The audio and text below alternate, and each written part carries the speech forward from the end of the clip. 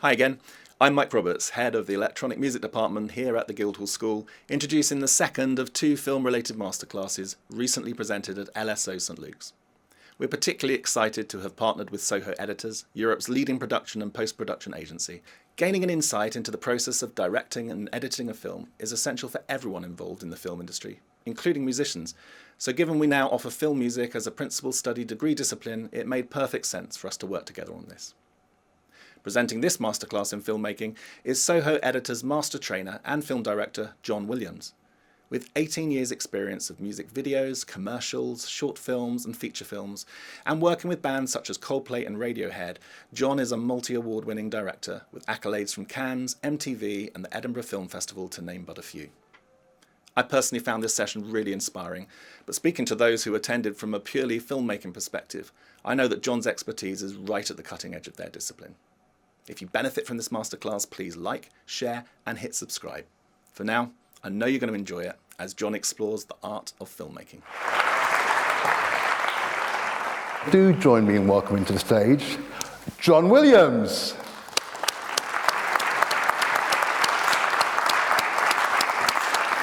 Thank you. Thank you very much. If you came this afternoon hoping to see the John Williams, the guy who composed the music for Star Wars and about every Steven Spielberg film ever made, I'm sorry, I'm not him. But I am going to show you how to make some films, and I hope you can come with me on a journey as we do that. As mentioned, I work at Soho Editors, where we train the next generation of filmmakers, and we're going to be walking you through in this masterclass how to work with Final Cut, how to build the film that we're about to see. So what I'm going to do is I'm going to play the short film, then we're going to go backwards and unpack how we did it and how to create it. So I'm just going to go and play this right now. Hello, mate. Guess what? She said yes. You'll never make it on time. Yeah, not by myself, I won't. Come on, let's go.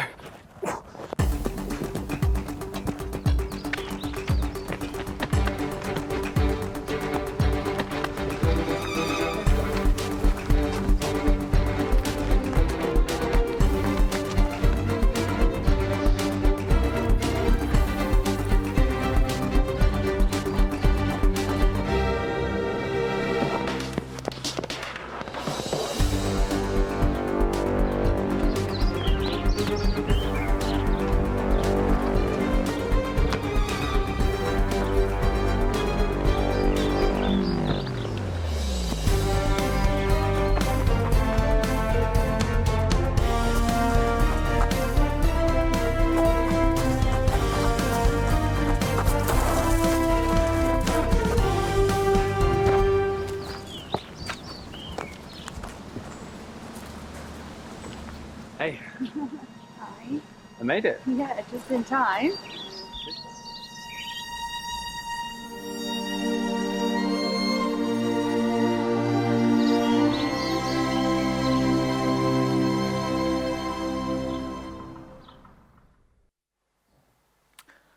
Okay, so we're going to have a look at how we put this together. In this masterclass, we're going to step through the steps it took to work, both getting the film shot and then getting it edited and created and delivered inside Final Cut. So if you've not used Final Cut before or seen it before, you're going to learn some things about how it works. If you're an experienced user, if you're a ninja at Final Cut, then hopefully you're going to pick up some tips and tricks as we go. But first, how do we get the project going? Well, what we've seen here is a very short film, 90 seconds. It's got some fast-paced action in it. It's got some stunts. It's got some cameras moving around. It's got a couple of scenes of dialogue between two characters. We've got outdoors, a mixture of weather, obviously shot in Britain, so we've got all sorts of weather happening in the same day. It's filmed at 4K, so it's ultra high definition resolution, and it's shot on a variety of cameras. Let's have a look at some of the kit we used to film this. Up at the top left, we can see the red camera. That's the Red Raven. That shoots at 4.5K. Next to that, we've got the Canon C300, which shoots ProRes RAW when it's linked up to the Atomos Shogun Inferno. I'm going to talk about RAW files in a moment. Down here at the bottom left, we've got the Movi Pro rig. This is a little gimbal that you pop the cameras into, and it keeps it all stable. So if you want to run really fast, move really fast, that's a brilliant tool to work with. We also shot some slow motion on the iPhone, and we used a little handheld gimbal for that. And then the aerial shots at the end of the maze, they were shot on a DJI drone. So shooting raw files is a really useful way of working. I'm just going to show you this slide here. We've got an image here. What is raw? Well, it's for most of us, raw means you haven't cooked something properly. But in film, it means something slightly different. You can see on the right here, we have the raw image as it came in through the camera. And then on the left side, we can see once we've corrected it, we've got the finished image. Now, the raw gives us a lot of raw information. It's like an undeveloped digital negative, and it means if something was slightly overexposed or underexposed, we can fix it in the post-production stage. And of course, that's what we did. So we had a lot of kit to shoot the film, but when it came to editing it, we had this. We just had the iMac Pro, and that was all we needed to bring it all together, both with the sound and the picture and the final grade. So to start with, we had our concept. We knew we want to make a short action thing, so we thought, okay, let's get a couple of free runners to do a kind of race against time thing. So we came up with our concept, and then we needed to find a location to base it in. We had a look all around London. We came across Crystal Palace Park, which is a really great location because it's got a real mixture of color and texture. And right in the middle of the park is this beautiful maze, which became a good option for our final scene. So that's the location was set on. Then we needed to find who was going to be willing to do our acting. And so we started looking at some of the best UK free runners, people who had experience working with film. And we came across a couple of guys who were going to be perfect. So then we did some auditions with them, and then we took them out to the location to work out what they could actually do, because you can have an idea of what's possible, and then when you get people there, sometimes you realize it's not quite as possible. So we took them out, we did various little kind of tests and jumps. Here's a little clip of Chris jumping over quite a big gap. And we could work out what we could do actually on the shoot. In fact, the stuff that when I first went to the location, the stuff that I thought was too dangerous or just a bit too risky, they were really excited by. So that was quite good. So as a result of us doing a little location recce and going and doing some rehearsal, we're able to draw up a shot list. And we actually worked out to have over 20 scenes in a finished film. Although it's very, very short, there's 20 little set pieces. The intro and the outro scenes are the longer ones, but after that, it's a lot of very short scenes, a lot of very quick action. So we set out to shoot over 20 scenes in one day. And we knew we were going to be able to do that because we had the kit and the crew to help us do that. Unless, of course, someone got hurt.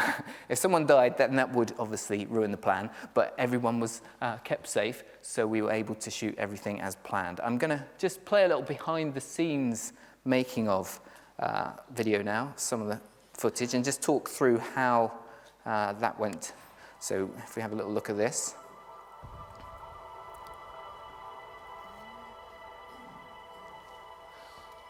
Okay, so we're blocking out the shots. We shot the first scene first, which might seem logical, but normally when we're shooting a film, you shoot it all out of order, depending on the logistics. But on this particular setup, it was the hardest setup of the day, really, because we had sound running, we had mics on both characters.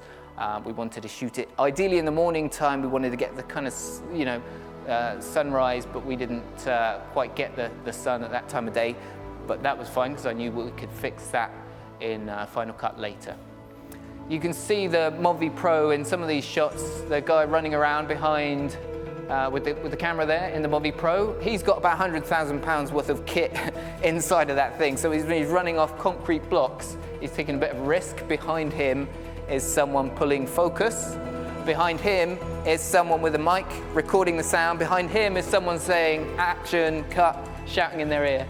You can see the weather is changing constantly throughout the day. We've got sun, we've got rain, we've got clouds, we've got a lot of wind. But again, we can fix all of that later.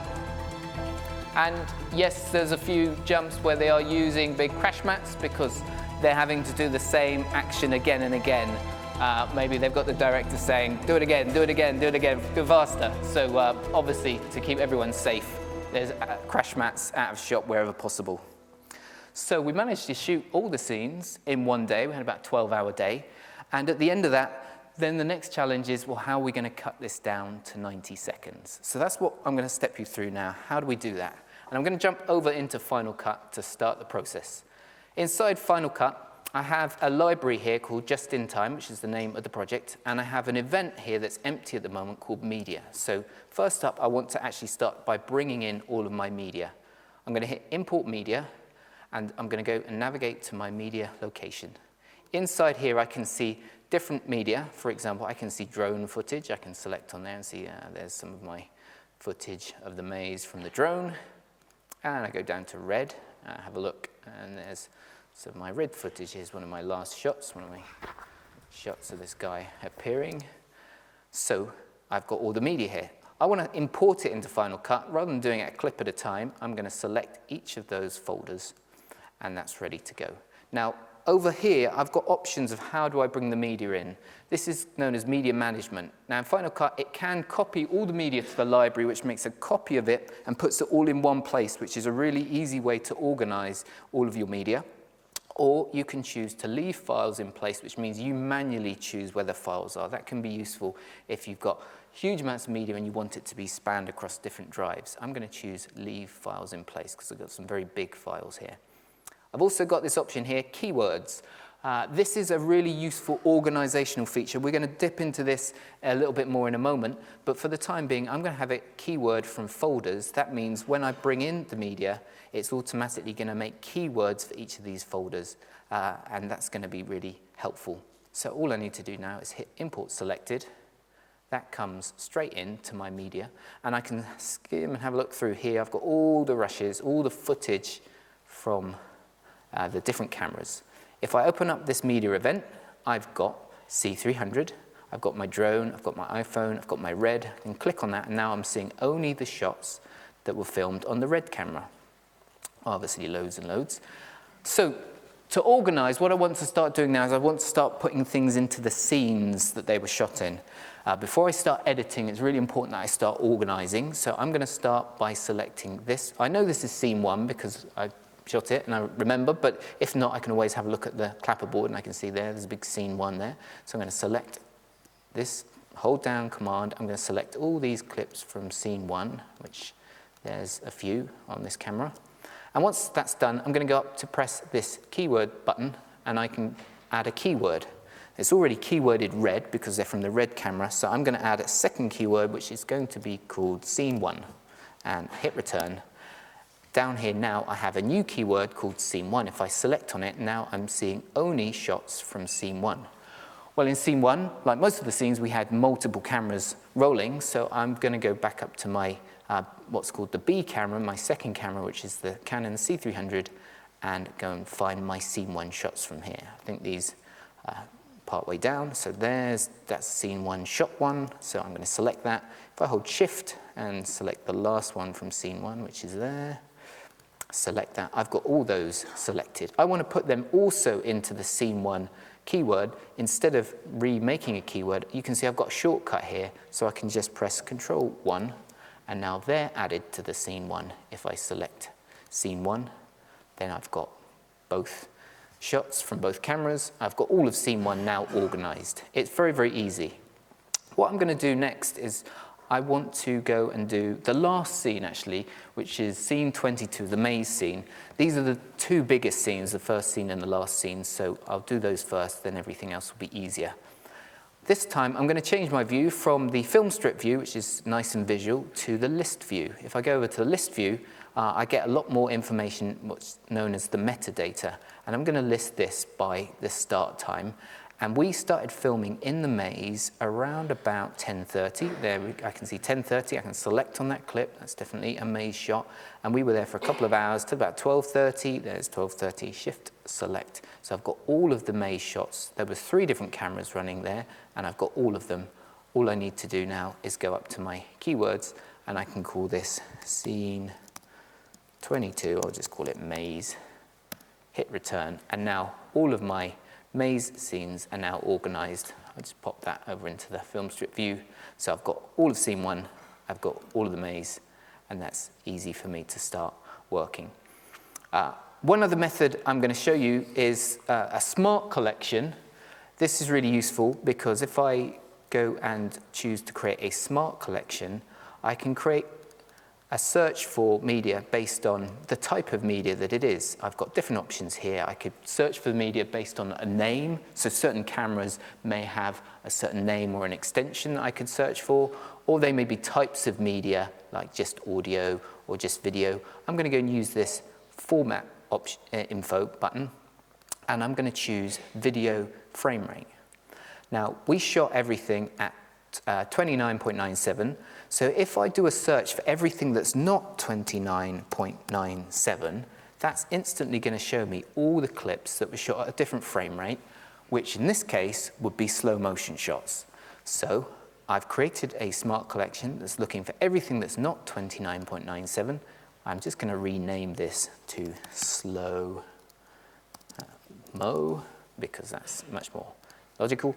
And now I can have a look through. Let's have a look at this one. This is probably my favorite slow motion, or one of my favorite slow motions. This is our shot of our runner A jumping over the ledge. And there is actually a really big drop down there. You don't really appreciate it from here, but there's a big drop down there. Boom. So I've got all my slow motions organized. So I can organize the media by bringing it in using keywords. I can manually keyword, which I've done with these scenes, and then I can use smart collections to automatically group things up, which is super helpful. Okay, I've actually got an event here called Action Setups, and I've already selected a few of these ones in here. In a moment, I'm going to build these together to create an edit. But before I do that, I want to go through and actually show you how to narrow down the media. If I go back to my maze scene, of course, I've got all the clips in here, but a lot of the clips, for example, at the beginning, there's a load of stuff on there. There's the clapperboard, the camera's finding the angle, and it's not until about here that it's any use to me. So what I can do is I can select just part of the clip that I don't want, and I can just press delete, and it just gets rejected. Now I'm just going to turn my filter so you can see what a rejected part of a clip looks like. It's this red bar at the top. At the end of this clip also, the camera gets dropped down because it's a pretty heavy camera. I can reject that. I can go through the whole edit, marking areas that I want to reject. In most of these, there's loads of footage that I'm never going to want to use. Obviously, because we're shooting digital rather than film, it's a lot cheaper these days, so cameras do run for a lot longer. So I can go through and just everything that I know I definitely don't want to use, I can reject. After I've done that on a bunch of clips, if I just go up here and go to Filter, just see Rejected, this shows me all the rejected clips.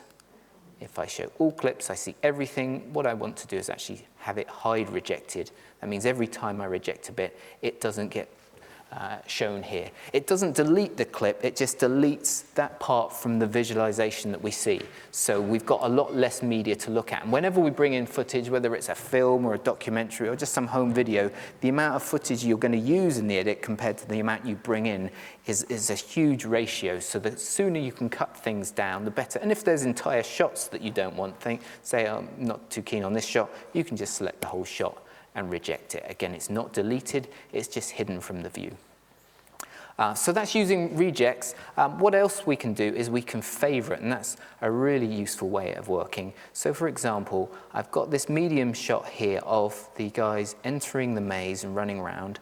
They disappear under a tree quite early on, and then they re-emerge, so I don't really want to use the first part. What I can do here is I can just drag across, drag maybe about 4 or 5 seconds of that, and I want to favorite this. So if I press F, it adds a little green tag, which means it's favorited. So that bit's now a favorite. For example, I want some shots where he's running towards camera. That bit there looks reasonable. I press F for favorite that. I can favorite it multiple times on the same clip. So now he's coming forward here. F to favorite that. This is where he enters the maze. F to favorite that. And then let's do one moment here when he jumps in. I like that. And I'll go all the way until she turns. That'll be a good point for us to cut. There we go. I'll favorite that. And then I probably want to see a the reverse shot when she turns to say hello or hi. And we'll see a bit of that shot there. Okay, so I had loads of media in here. Rejecting it can get rid of the stuff I know I definitely don't want to use. Favoriting really narrows it down. So if I just go and have a look at favorites now, I can see just the best bits of the best clips. And this is going to be much more helpful when we come to editing. So let's have a look at editing by building a scene together. We're going to go over and we're going to start with this. Before I do that, I just want to recap on the first few steps we've made there. We've had a look at importing and organizing. We've managed the media, so how do we want to deal with the media when we bring it in? We've looked at keywording, grouping things up into different naming categories. We've had a look at smart collections to automatically organize the media for you. And then we've had a look at rejecting and favoriting, so getting the best of the best. It doesn't take too much time, but the time you do spend at this stage of the edit really means when you start to put stuff down in the timeline, when you start to tell your story, it's just a lot more fluid, it's a lot more fun. If you just put clips on the timeline and start working with it, it can get messy and you pay for it later. But the bit of time you spend organizing, using these methods up front just means the editing process is a lot more fun. And it was very fun and fluid on this project. So let's jump back to Final Cut and have a look at how we can do this scene 7. I've got scene 7, which is just 2 shots, so it's very, very simple. I'm going to show us how to build the edit up with just 2 shots and make it a little bit more interesting. So this is the first shot. Runner A running towards camera, and then that reveals runner B on the bridge jumping down. I want to make a project timeline for this. So I'm going to right click, I'm going to choose new project, and I'm going to call this scene 7, oops, not 67, scene 7, and I'll go with the settings here that match the footage. I'll hit OK, and as soon as I do that, I've got this clip down on the timeline. I'm going to take the second clip, and I just want to add this to the timeline. I'm going to go down here and press this button here, which is the append edit button. It means it adds it to the timeline, and now if I play back, when that clip ends, the next clip begins. Okay, so obviously there's a big kind of overlap because the action happens twice. We want the action to be continuous. So I'm going to go to the end of my first clip, click and drag, and that trims it. And you can see in the viewer I get a split screen. It shows me the clip I'm trimming, and the clip on the right is the first frame of the next clip. So it's nearly always a good idea to trim or edit on action. So if I go and cut midway through his jump, say about there, that's looking good. Then I'll go to the second clip, trim this in, and there you can see he's falling down there. So if I play this little section back, the edit back, that should be much more continuous. Of course, I could extend the time he's in the air by adding a few frames back on there.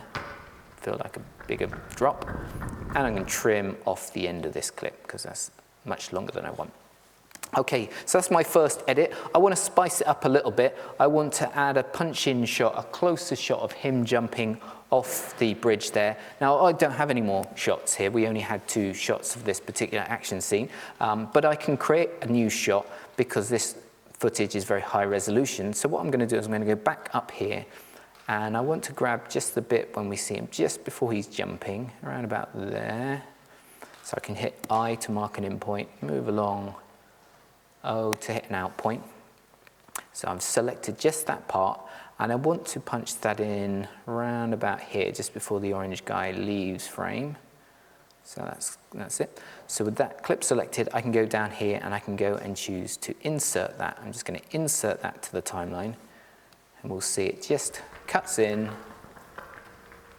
Unfortunately, it cuts back again, so I don't need the second instance of that, so I can select it. I can just press delete, and you can see because of the magnetic timeline, it keeps the clips together. It doesn't create a black hole in the middle, which is really helpful. So if I play it back now, we punch in.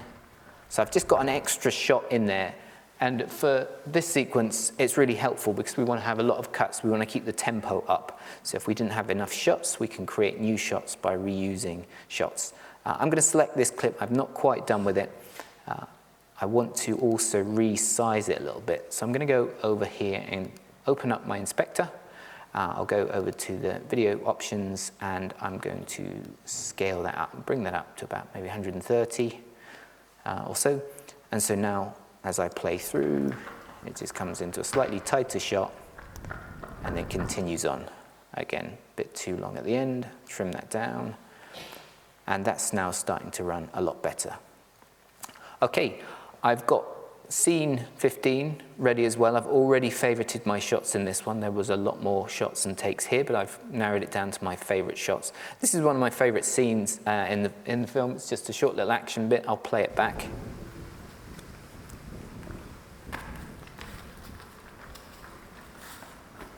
Okay, so that's them just running through there and then leaping up into this tree and then leaping off. So I'm going to start with this, this shot here. I'm going to append it to the storyline. I can do that by pressing E. That just appends it, adds it to the storyline. And I want to go and find the moment when they jump up here. Looks around about here because I want to cut to my second camera shot, which is the Canon shot here. That's when they leap up to the tree and jump down. You can see. So with that selected, I want to go and insert this as well. If I insert it and play it back, see what happens. I got a load of noisy audio on this one. So before I do that, I'm just going to undo that for a second. I want to take the clip, and before I insert it, I want to go down here and I want to say video only. So rather than sticking the video and the audio in, I'm just going to stick the video in. I'll recreate what I did before. I select it. I'll press W to insert that. That's the shortcut. And now it's going to cut. And there's not a big jump in the sound, so that's much better. I'll get rid of this clip at the end, and I'll trim this clip off just so we've got the orange guy leaving frame. Again, cutting on action is always nice. There we go.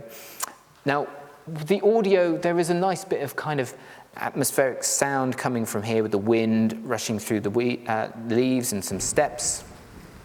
But it suddenly stops when the clip stops. I want that sound to continue because it really helps edits flow when the sound is continuous. So I can easily do that by going to the bottom third where the audio is, double clicking.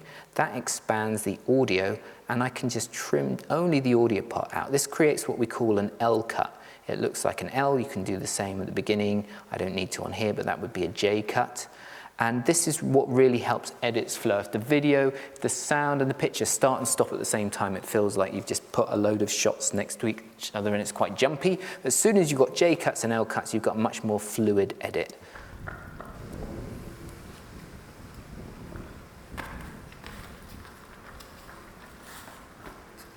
Okay, now I can put in extra sound effects, the sound of him landing harder on a kind of leafy floor later, but that's really helping for the purpose of us editing. I'm not going to get into the details just yet.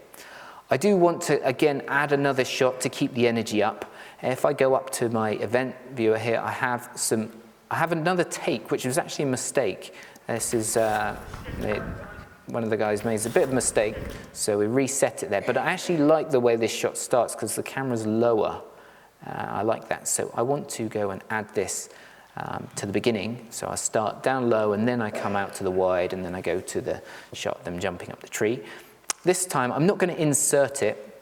I can use another option. I can use this option here to connect it. If I click connect, it pops it above. And the great thing about it being connected is I can move it anywhere I like, and it's not touching the original storyline. Now, if I play it back, it's not going to be in sequence. I see the same action twice. So what I'm going to do is I'm going to find the end of this clip here when he's leaping, the orange guy's leaping off. I'm going to trim it back to that point there. And then I'm going to go find where is he leaping in this camera setup. Now, just leave the playhead there. And I can just move that over there. And if I play that back, it should now look like one continuous move. Okay, so although these two shots were shot at the same time, so they do mix up, these are two different takes of the same action, but by cutting on action and using a particular motion that I can match it to, I'm able to cut the action together very, very quickly. I'll just trim that down, pop that together, and now my edit is starting to come together nicely. So this is how we can edit picture. picture with sound. But our first scene is a little bit more tricky because we've got dialogue recorded. And whenever you record professionally, the audio is always recorded separately from the video. So the camera does shoot reference sound, but it's never very high quality. We always want to use external audio recording equipment and sync it up. So let's have a look over at my scene 1. I'm just going to jump over to scene 1. And we can see here as my scene 1. I'm going to twirl open and have a look at shot 1, take 2. I've already favorited this, and here's my wide shot. If I play this back. Okay, so there's my wide shot. The reference sound, I can just about hear what's going on, but it's not really a good level of sound that I want to use. So I've got that clip selected, and I've got the 3 audio channels that the sound recordist was recording. The first channel was a boom mic, so the boom mic was put behind the concrete pillar, getting all the sounds of the footsteps and the movement.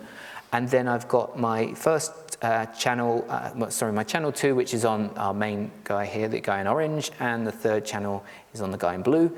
So I can actually select this clip, press Command, select all of these audio channels, right-click, and I can choose to synchronize the clips. If I synchronize them, I'll call this wide. This is first shot. This is the first shot in the whole film. So first shot wide. I'll reset time code, and I'll make sure this is going out at 4K. And if I hit OK, that makes a new clip, a clip called a sync clip. The sync clip is here. If I double-click on the sync clip, I can see, there we go. The video was much shorter than the audio. The audio was obviously started recording first, but we can see it's all in sync. I can see that by the little audio waveforms there. So there's my sync clip. That's the first shot, so I'm going to want to use that. I'm just going to open up a empty scene 1 project just to pop this into, so it's nice and clean, easy to see. I'm going to take my sync clip. Of course, I don't want to start it just to hear the sound. I want to start it around about here when the picture starts. So mark my in point, and I'll go until he speaks. Hello. Around about there. And with that done, I'm going to just go and add that by pressing E. That's now added to my primary storyline. Of course, I have still got my audio turned off, so I'm going to re-enable that, pop that down onto the timeline, and so my first shot. Hello. Okay, that's now synced up using the time code that was recorded on set, but I have the different channels available in the inspector. Now I've got, down here I can see, I've got my different channels here. I just want to use, in this case, I don't want to use the dialogue from it. I'm just going to use the effects. So rather than using the radio mics, I'm just going to use the atmosphere sound. That's my first clip done. I'm going to go and do a close-up next. Let me go over to the, I'll just view the favorites, so I'm only viewing the bits I want. This is the shot of my runner B. If I go into list view, I can see all the information about the clips. And if I scroll along, I've got different information I can see. This is called the metadata. Now, in these shots, I've got some really useful notes that have already been recorded down there. If I move those to the beginning, I can see, here's information I can see. If I go to my scene 1, runner B wide, this one here, I can see what audio does that sync up with. Well, scene 1, runner B, I can go and link that up to the correct audio. So I've got these ones here. I can select there, and I can just go and choose to, oops, sorry, wrong one. It's right next to it. I can then just right-click, synchronize clips. This time I don't need to bring in all the 3 channels. I'm just going to bring in the channel of him speaking. So I'll call this shot 1, runner B, see you for close-up. And once again, I'll just have that start at 0, make sure that's 4K. So now that's going to have synced him up. And if I go along here where he actually speaks, oops, gone too far.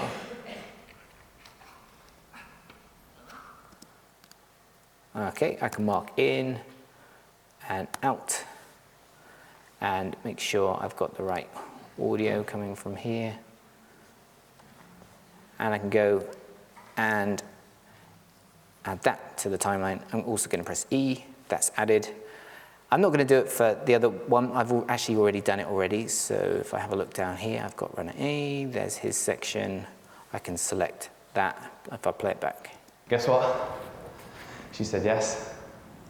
Okay, so that's his line. I can hit E, and now he's added into the timeline as well. So I can very quickly build up my edit using these methods. I've synced the audio to the external audio.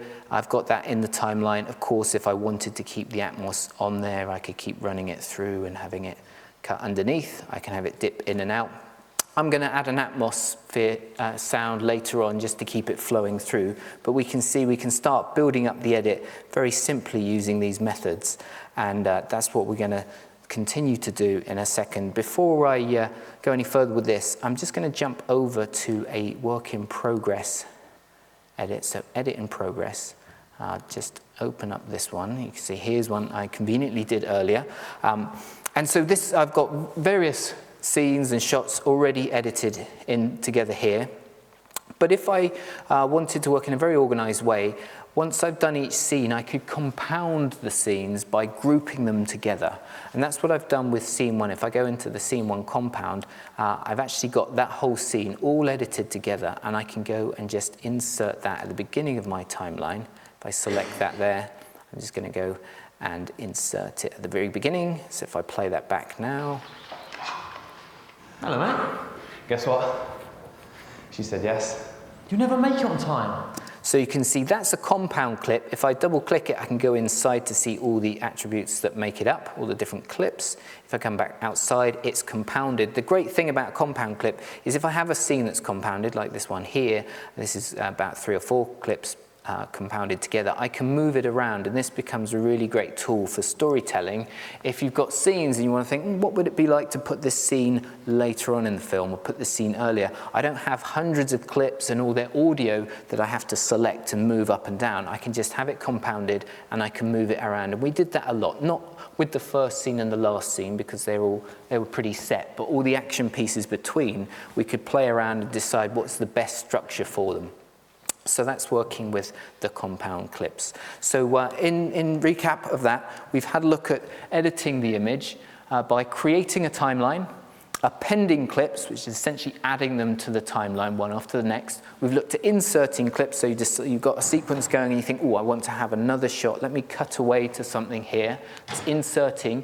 Connecting a clip, that's like what we did back on this section here. We had a clip that we connected above it, and if we decided later to move it, we can move it. If we want to disable it or re-enable it, I can press the V key to just turn that clip on and off. So that allows you to play things around. And then we had a look at trimming clips, so obviously making the clips longer and shorter. So the edit, you can see, is coming together nicely. What we want to do now is we want to start having a look at how we can enhance the edit, how to enhance the storytelling. And I think scene one is going to be the best place for us to do that. So I'm going to double click in my scene one compound. That takes me inside of scene one. I'm going to have a look at some of the clips I want to have a tweak with. So I'm going to have a look at this shot here of the Apple Watch. So this is a very short shot. We've only got about a second and a bit to see it, and we're seeing the timer go down, so we want to emphasize this a little bit. So I can select on the clip, and I can go over to my crop tools here, and in crop, I can go and choose Ken Burns. Now, who is Ken Burns? Ken Burns is a filmmaker, an editor, who developed this technique to take a still image and to move into it slowly. So often in documentaries, you may cut to a photo of someone when they were younger or a map, and it would feel very static if you've got moving camera. So to be able to move into a static image was a method developed by this guy, Ken Burns, and it means, in Final Cut, it means it's just moving an image within an image. So if I just press the play button here to preview that back, you can see now I've got a bit of a dramatic zoom on there. It might be a bit too much. So I can tweak that by just playing the size of the end and the start position. I could make it more dramatic by zooming in more or bring it out a little bit wider. I don't want it going in as much. And And I can choose to frame. If I'm trying to bring the emphasis to his knuckles, I could move it over there. I want to emphasize the times. I have it centered there. Preview that back again. That's looking much better. So when I'm happy with that, just tweak it a little bit, I'm just going to hit done. That is now applied to the clip. I've applied an effect. It's basically an animation I've added to the clip.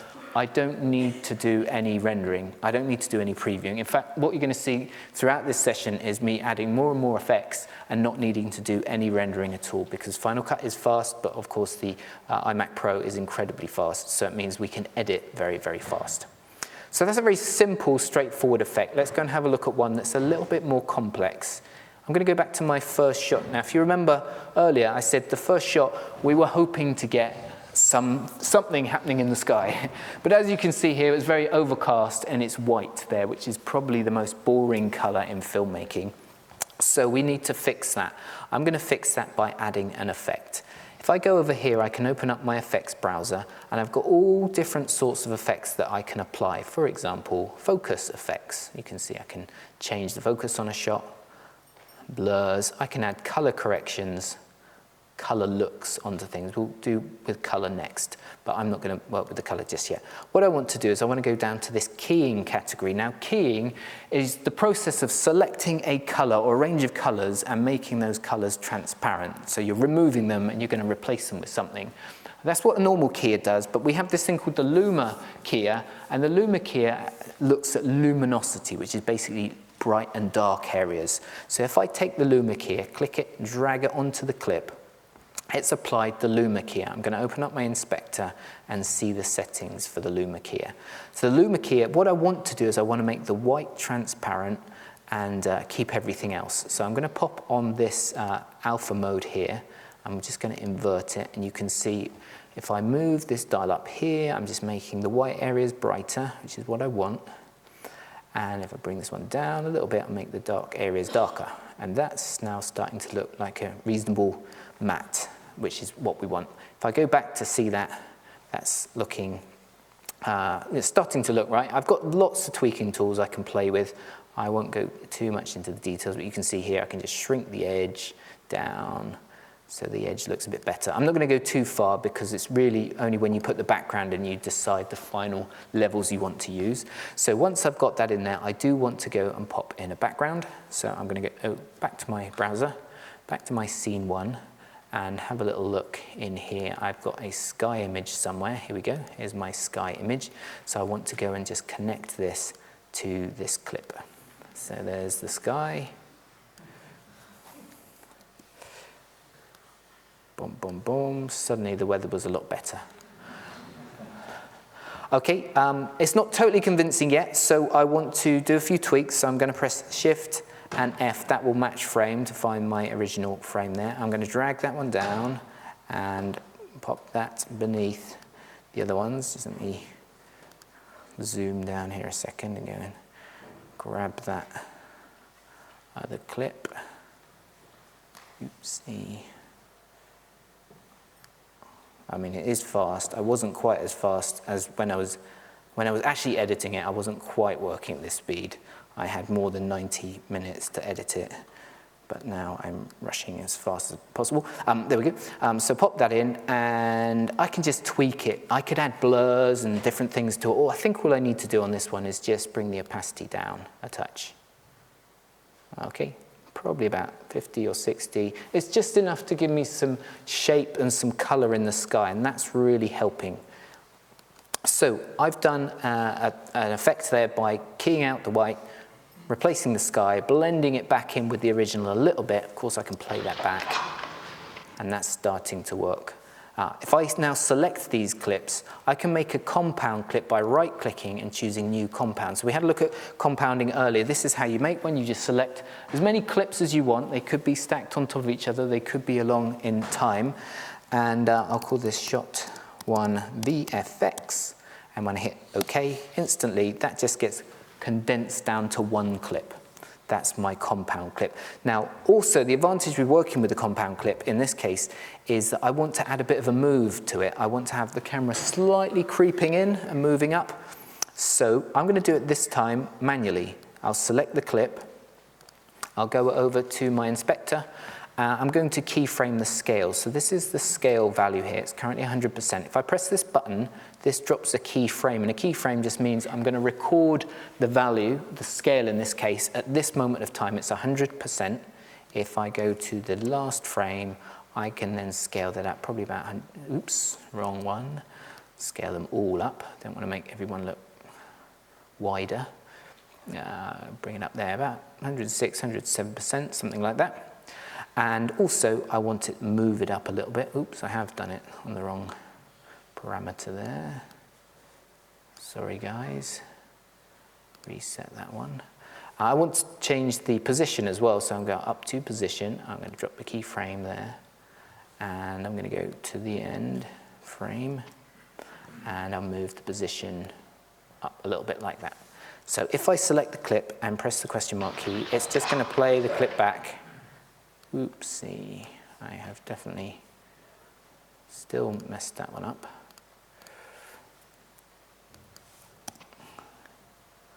Boom.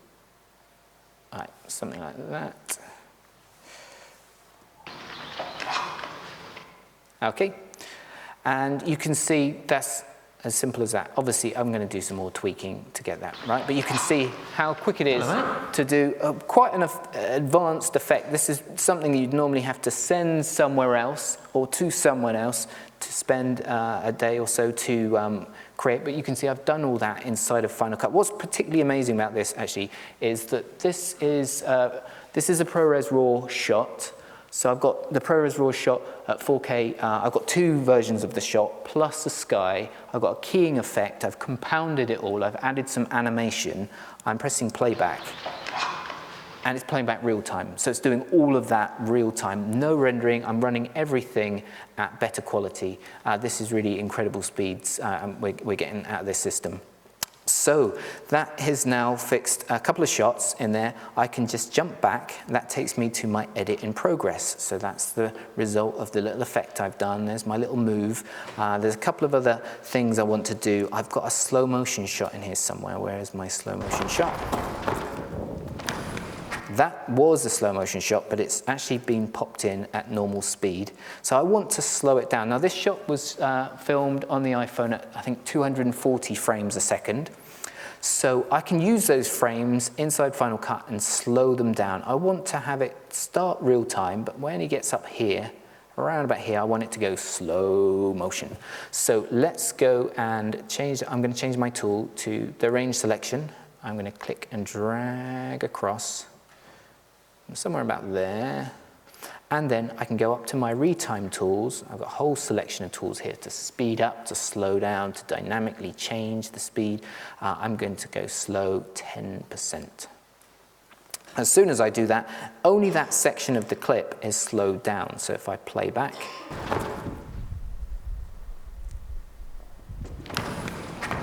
so now I'm really milking that shot by seeing that bit nice and slow motion. I want to customize it a little bit. Maybe it's a bit too long, so I can just go here and can squeeze it in, maybe 15%. It's going to look a bit better. And that's looking good. And I might actually want the first bit to be a bit faster as well, just to enhance the contrast between real time and slow motion. So once that's done, I can go.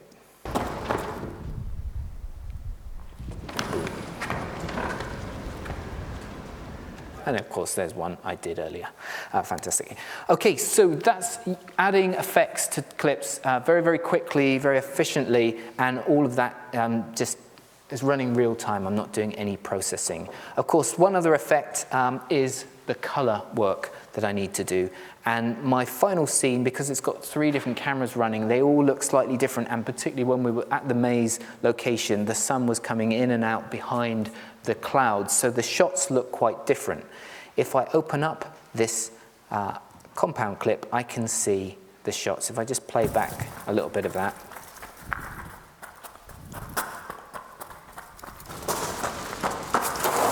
Okay, so very different looking shots. So we need to use color correction to fix these, to match them up.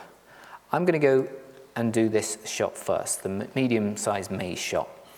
What I want to do is I want to go up and compare this to one of my other shots. So I'm going to go up to my Show in Workspace comparison viewer, and now I've got a side-by-side view. Now, with the comparison viewer, it's going to show me down here, I can either view the previous edit, the previous shot, or the next shot. Now, this shot here, I need to do some fixing on anyway, so I don't really want to compare it to that, and this shot here is a little bit abstract on the back. So instead of using either the previous or next, I can go up here and say saved, and then I can navigate somewhere in the timeline to save a frame. Now, it's often good to do color correction based on a wide shot. So this is my kind of widest shot in the sequence. So I'm going to navigate to the last frame there. I'm going to hit Save Frame, and then it's saved that frame for the comparison viewer. If I wanted to, I could save multiple frames. I've got a nice cheeky smile there. I could save that one. And if I wanted one of the action shots, I can hit Save that one. And down here in the frame browser, I've got a choice of all the saved frames. I'm going to go with this one here. I'm going to choose to use that as my comparison view. Once that's done, I'm going to go back and zooming in a little bit there, and I'm going to open up my color correction tools. I'm going to use the color wheels, my favorite way of color correcting in Final Cut, because I've got 4 different levels of color correction. I've got the master, which is everything. I've got shadows, midtones, and highlights. And for example, in the highlights, if I just have a look in here, I've got a number of controls. I can change the strength of the highlights. You can see that's making just the brighter area brighter and darker. I've got the saturation of the highlights. I can bring out the color or remove it, and then I can add tint and color in there. I'm just going to reset that. Okay, so the main thing I want to do in this drone shot to match it is increase the contrast. So I can do that by lifting up the highlights and dropping down the shadows. And that's starting to get there already. I can toggle on and off up here. You can see before and after. That's looking good. I might also want to, because the sun came out here and it wasn't out in the drone shots, I might just want to introduce a little bit of warmth. So maybe in the highlights I can just bring a bit of kind of greeny yellow in, not too much, that's way too much, but just a subtle amount there to start matching that up. I think that's getting there, just a little bit of a lift on the midtones. Okay, before and after. That's there, that's good. That's really going to help. Color correction can be used for lots of different things, but primarily in the editing stage, we want to keep the colors consistent, because as soon as colors or lighting changes, you start to think, oh, something changed in the shot. And as soon as your viewer notices a change, they come out of the film experience. So we want to keep them in that experience. We don't want them to notice that there was different cameras or different lighting, or we had to reshoot something at a different day. So color correction is actually a tool for storytelling just by matching the shots. You can also use it when you grade the whole film.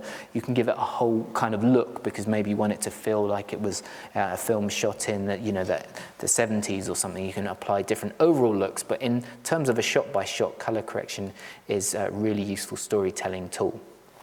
Okay, I've got a shot at the end of this scene that's actually the same type of issue. I don't need to do all the work all over again. I can just select the clip and go edit, copy. That copies the clip and everything in it. Then I go to the clip at the end. I'm going to go edit, and I'm going to choose paste attributes. That means it's going to paste everything in the clip. I don't want to paste any of the crop or transforming I've done. I only want to paste the color wheels. So I'm going to have the color wheels selected. I'm going to hit paste, and instantly the color correction from this shot is now added to this shot. Of course, if I wanted to tweak it independently, I could do that, but that looks good to me, so I'm ready to move on to my next shot. This is my next shot, and I can see straight away, comparing it to my wide shot, it's too dark, so I just need to select the clip. I'll lift the highlights, and I'm going to lift the midtones, and that's helping, but I've got another problem on this shot. His face is pretty dark. That's just the way it was shot. He's under shadow, but I can actually fix it. If I go up here, I can have as many color wheels or color correctors as I want. I'm going to go down and add a second color wheels. This one's now called Color Wheels 2.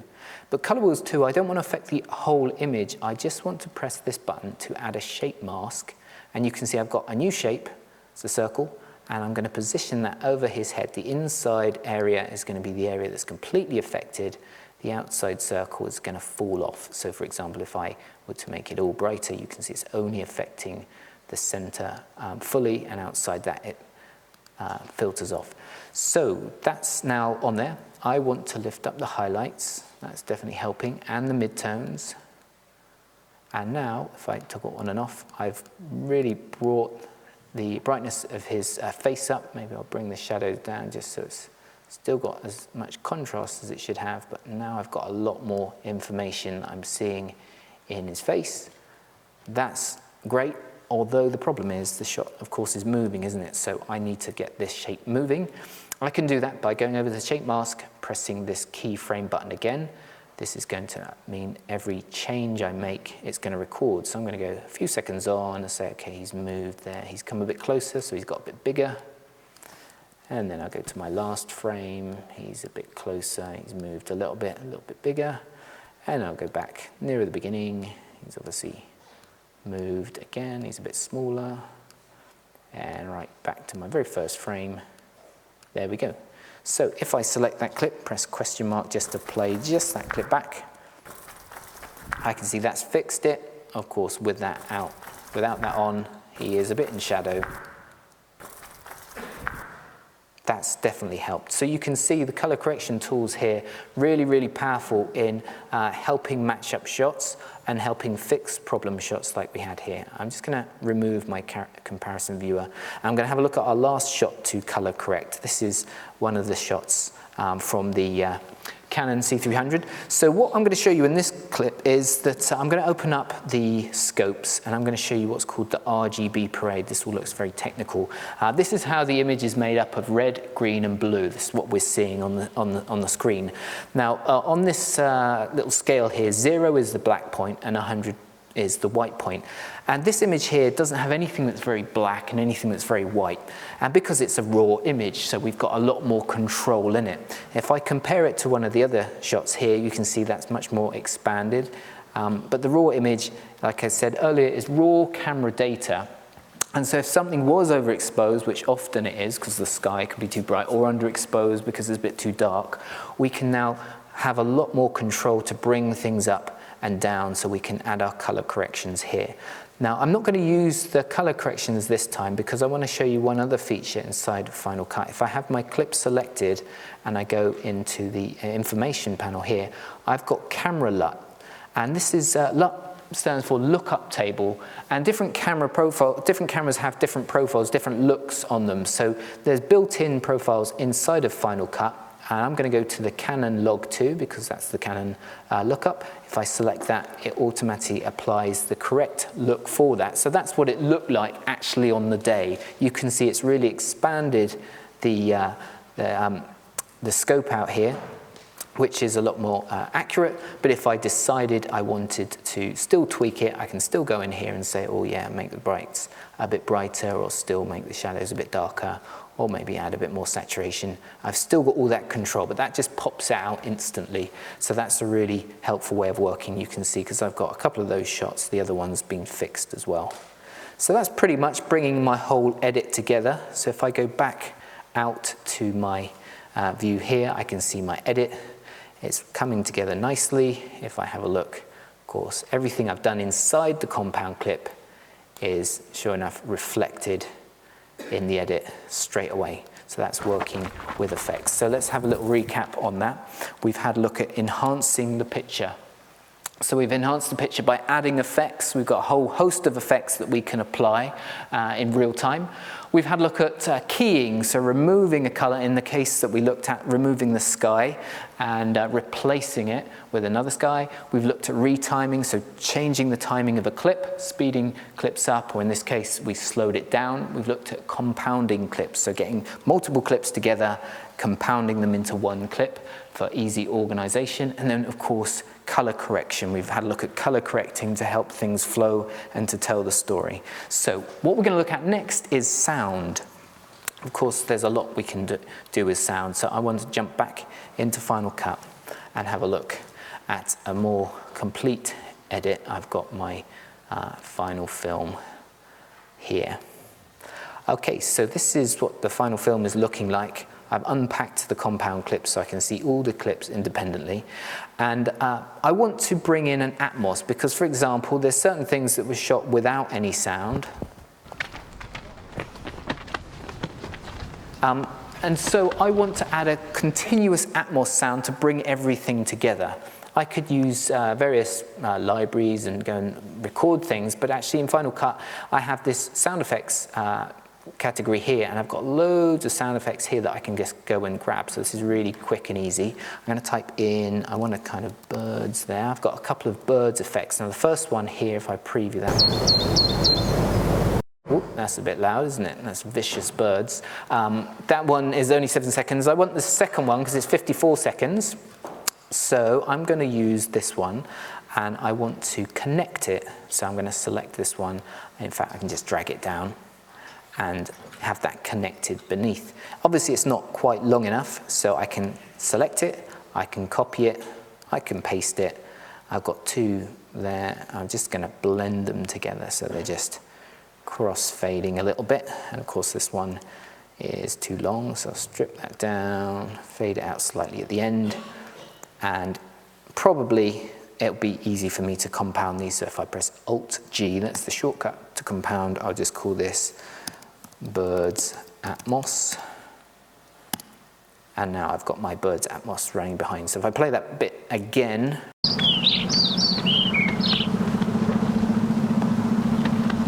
Okay, so that's bringing it together. I definitely want to bring the level down. So it's just sitting behind there. I'm happy with that. Okay, so that's adding an atmos, but really what this is missing is it's missing music.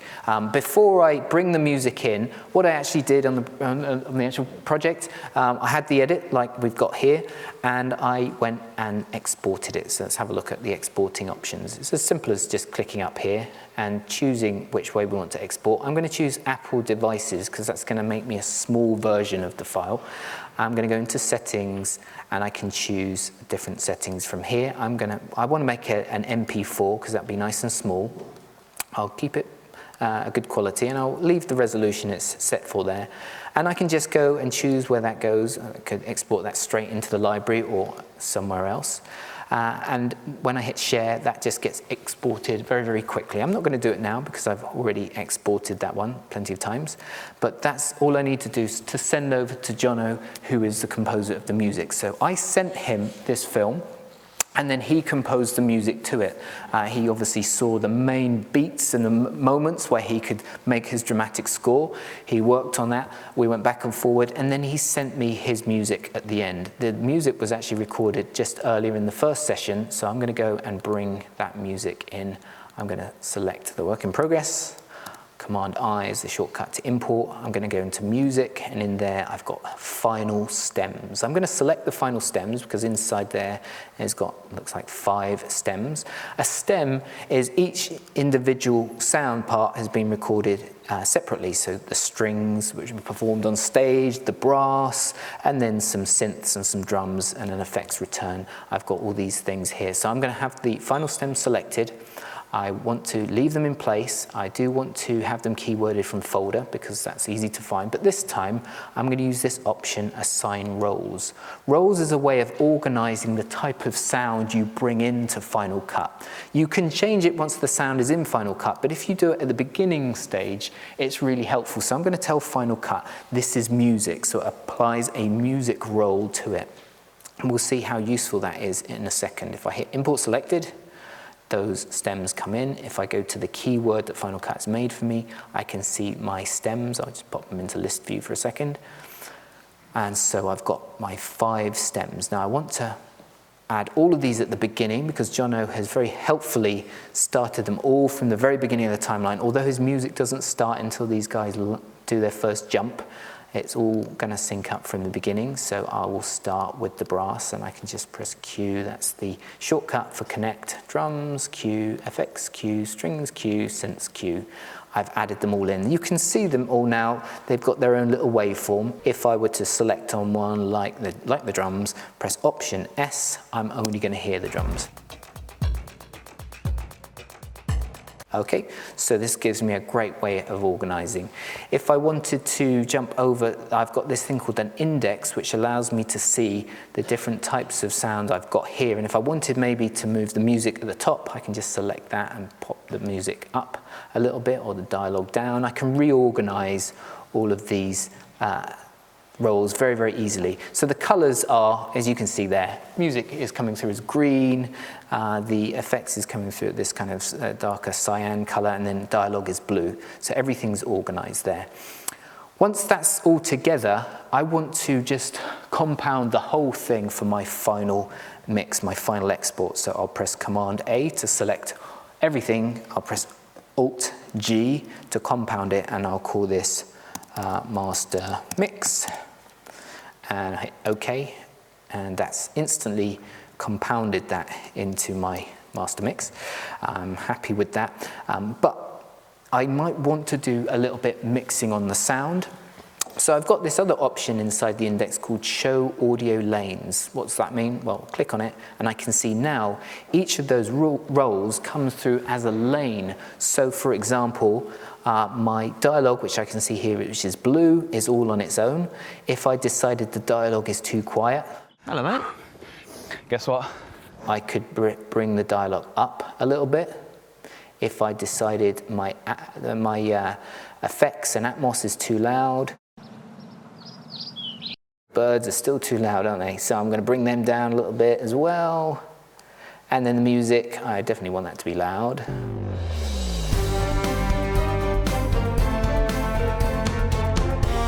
Yeah, that's booming, that's sounding good. Okay, so I'm happy with how that's sounding. I've got my music in, I've mixed it. I am ready to watch this back. So let's have a look at this now, all playback.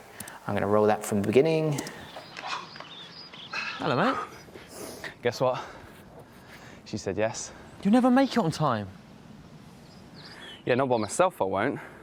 Come on, let's go.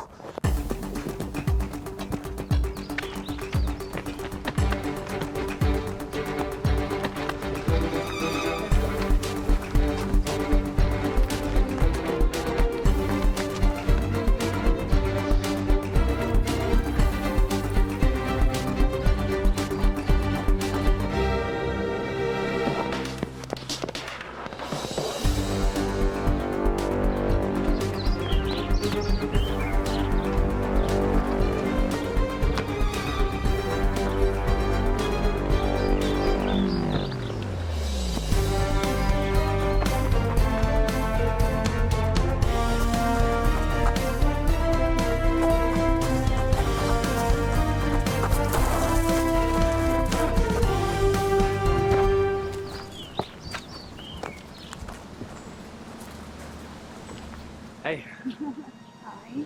I made it. Yeah, just in time.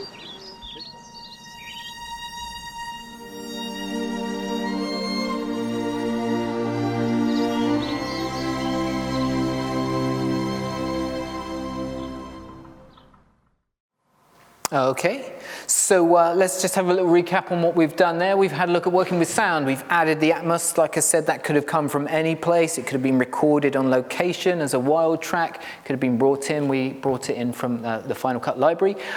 We imported the music stems. So the advantage of having music composed for your piece of music means it's going to fit nicely. But we bring in the stems, the different parts, because even the editor at the last stages, you might decide, oh, we need to ride the music up a little bit louder, or we need to drop the effects down, so we can do the mixing by using rolls and mixing the audio together. So this is really how we made the film, how we brought it together, how we collaborated with the musician to finish the film in Final Cut. Now what I'm going to show you next is I want to show you, actually earlier today, the music was created and composed on stage. You can still see the seats out here where the orchestra were, and that was performed, and the music stems that I've just brought in were what was recorded earlier today.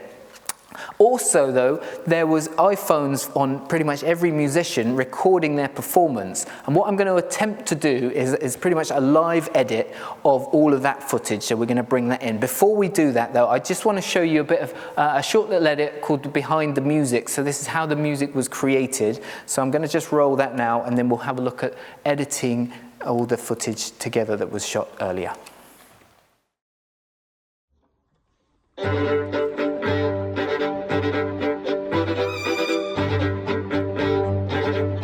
John Buchanan. I'm the composer of this piece of music we've been rehearsing this morning and that we're going to be taking through to the masterclass in a couple of weeks' time. The thing that I enjoyed most about this process was the energy that's in the film and reflecting that in the score. So today we've just been playing it on our own as a group, so it'll be really great to be in front of an audience playing this with people watching and experiencing it live. Logic Pro is almost like my invisible writing partner. I've been using it for so long that it's become like muscle memory for me to be able to make kind of creative musical moves within the program without having to think about it. So I've always found it a really good kind of creative partner for the music that I write. Okay, so there you can see the music being composed and rehearsed. I'm going to jump back into Final Cut now and have a look at the multicam. So I've just over the break, we imported all the clips. So for example, I can have a look here. These are all the iPhone shots. I've got 8 iPhone shots, and also we have a red camera that's been roaming around throughout the day taking various shots. So I've got this one as well. What I'm going to do is I'm going to try and sync up all of these clips. So I'm going to select the first one, hold shift, select the last one, and I'm going to right click to make a new multicam clip. I'll just keep this simple. I'll just call it multicam clip. And every one of the cameras was started at a different time because people were pressing the start button, so it's not going to sync, or it's not going to sync by the time code in the on the footage. I'm going to use the audio to synchronize each of the clips. That's the option there. Use audio to synchronize, and when I start synchronizing that, it's going to start scanning through the sound of each clip, and it's going to find the peaks and the troughs, and it's going to match them up together. So I've got 8 iPhone clips plus the red clip. It's running them all. Bear in mind, they've all been shot up 4K resolution. That's done that at really no time at all. And that's given me this thing called a multicam clip. If I double click on it, you can see what the multicam clip is. I can see there's all the different shots all running together. And I can see all the iPhones were going on for, I don't know, about 10, 15 minutes. The red shot was just a little section of the main performance, so that's the only bit I'm actually going to use, but you can see all the different streams in here. So I'm going to now edit these together. If I take the multicam clip and just drag it down onto the storyline here, I've got it in storyline, and I'm going to go up to show us a new viewer. It's called the Angles viewer. Now the Angles viewer shows me, pretty much, as you might guess, all the different angles. So I've got 9 angles, the 8 iPhones and the 1 red, and actually the main performance starts around about halfway through, so I don't need to see anything much before that. So I'm just going to trim that down. So what I can do with the multicam is up here, whenever I click on a clip, you can see it changes down here. I can change real time, I can edit real time just by clicking around. Now normally when I click, it's going to edit the sound and the picture. And when you edit sound and picture at the same time, which we looked at earlier, it can make the edit quite jumpy. So I'm going to choose which camera I want to take the audio from.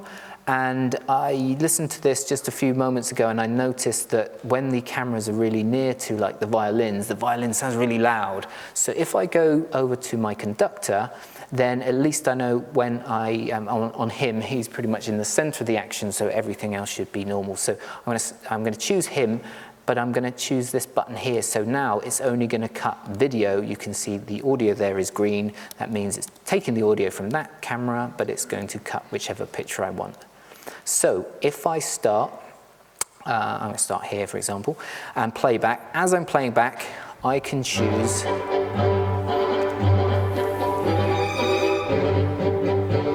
so I can just go through it and choose which angle, and it's doing all the cuts real time down here.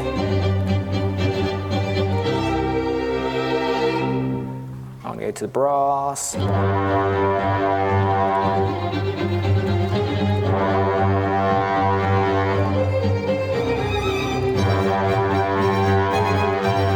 Press the number keys as well.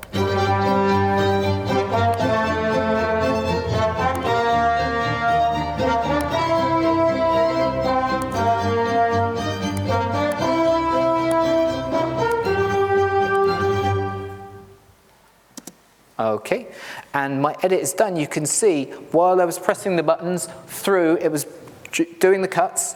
I can now view this down here on the timeline and I can see all of those cuts. Now, if I want to tweak them, it's very easy. So there's a bit when the brass comes in and I was a little bit too late. So let's have a look here.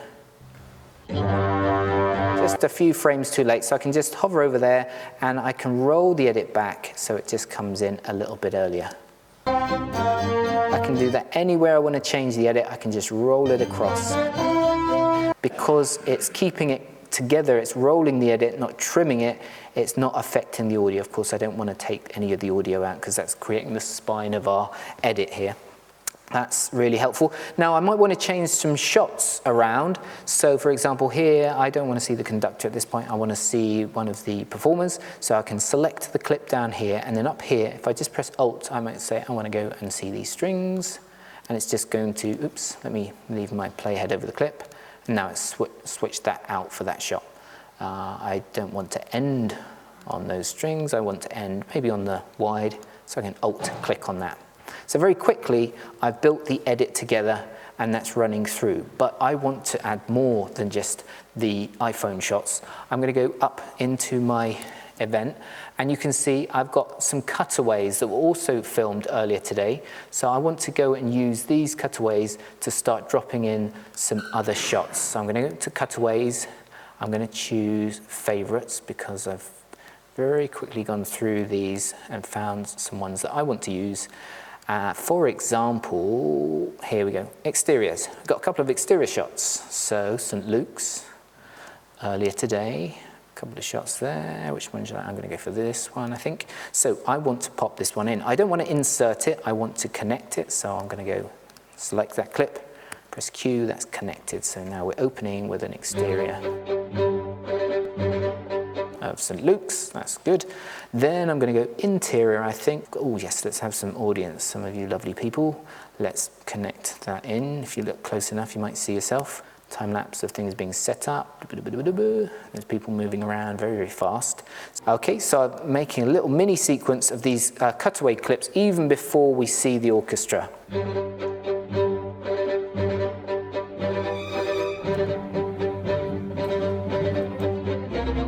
Okay, so I can see the orchestra there. What I think I want to do is when I've got a mini sequence like this of clips, they're not stuck together like the magnetic timeline down here.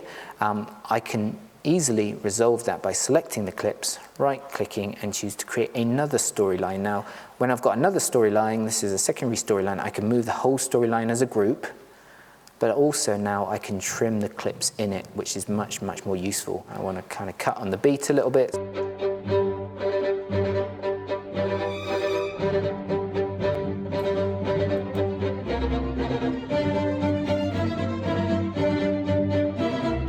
Okay, and let's go see some other things. I've got some nice shots of Jono's presentation showing how he started the music in Logic Pro. So I'm going to select that one, Q, connect that in.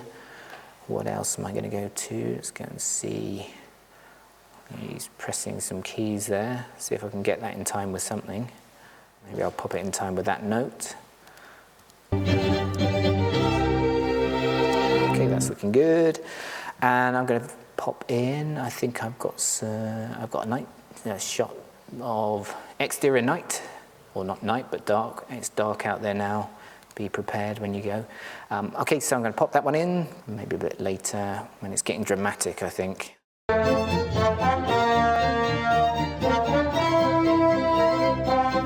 Okay, so as much as I want, I can pop in these shots. I think the very last one I'm going to put in is, oh look, that's them clapping. So yay, that's the end of the orchestra performing. They get a clap, so I definitely want to pop that in. Add some fades, and that is looking good. Okay, so that's my edit starting to come together. I want to add a little bit of finessing. I am going to go in and add, what am I going to add? I want to add a title at the beginning. So first up, I'm going to add this thing called a custom generator. It's basically just black. I'll pop that in the beginning of my first edits there. And if I press Command T, that adds a transition. So that means rather than just being black and doing nothing, it's now going to black. Okay, so that's looking good. Once that's done, I want to add a title. So I'll go over to my titles. Lots of different pre-made titles in here. I always think simple's good. So I'm going to go to blur. This is probably one of my favorites. It's just simple text blurring in. So if I drag that, pop that above so that's connected. I'll connect that from the beginning. There's my title, saying the word title. I'm going to double click, and I don't want it to be saying title. I want it to say behind the day. And I can change all the settings on that very easily in the inspector. I want that to be a impact font, and I want it to be slightly bigger, and I want to affect the tracking, which is basically the spacing between the characters, because it makes it easier to see. And let's face it, most people will be watching this sort of thing on their mobile phone, so that's nice and clear to see. If I play that back.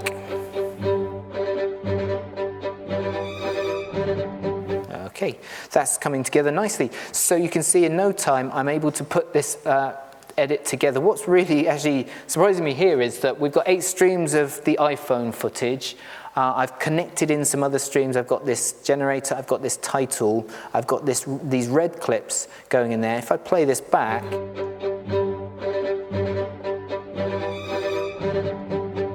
this is all running real time, so it's really, really slick. I'm really impressed with how fast and seamless this is playing back on this machine. So let's go add one more thing to it before we wrap it up. I'm going to go down to, I want to put my hashtag at the end, so I've got that. I've already created that. I can go pop that at the end, and that's stuck there at the end. So once again, when I'm happy with this, or even if I'm not totally happy with it, I can go and compound it. I can come in here and change it later. So I'm selecting all the elements. Alt-G, I'm going to call this master grade. Okay, that pops that all into a compound.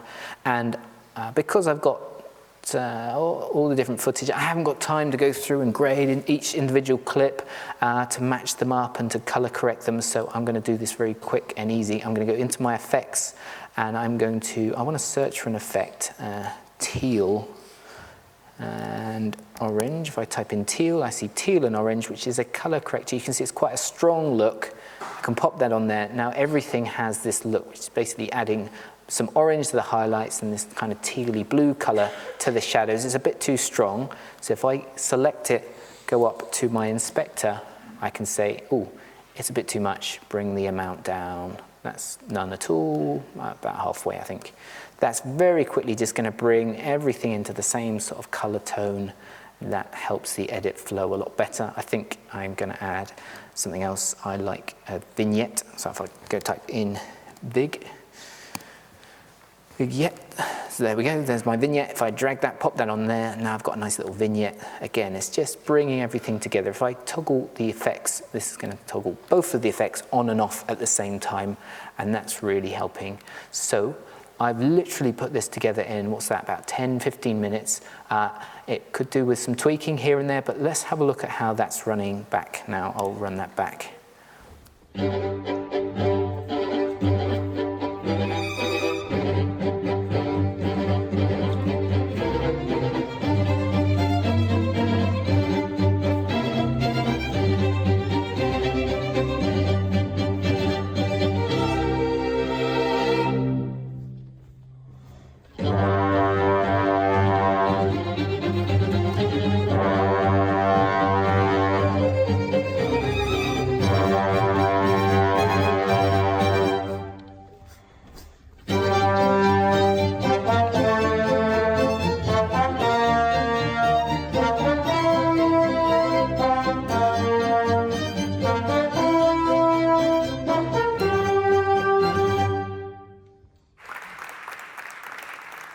Okay, so let's have a summary, a recap of what we've looked at. We've looked at importing and organizing inside of Final Cut. We've looked at editing the image in a multiple number of ways. We've looked at enhancing the image, which is a valuable part of the process to really enhance your edit, tell your story, add things to the image that weren't there, or remove things that were there that you didn't want in there.